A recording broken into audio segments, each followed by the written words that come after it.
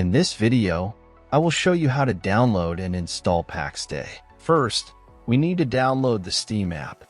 Open your Google Chrome and search for store.steampowered.com. Link in description. Click on the Install Steam button on this page. Once you've done that, at the top right corner of your screen, click on the .exe file and open it. Complete the installation, and once finished, open your Steam app. In search bar type Paxday and drop down you will see the game. If not, check video in description.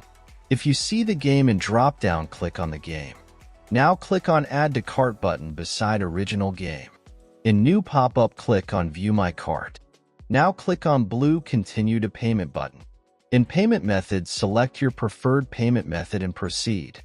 After you're done with payment, next steps I will show with game I already own.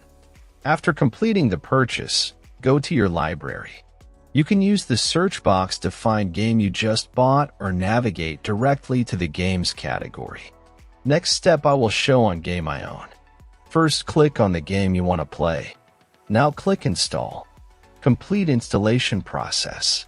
When installation completed, click to play, and that's all. Thanks for watching. Subscribe and help reach 1,000 subscribers mark so I can make more tutorials.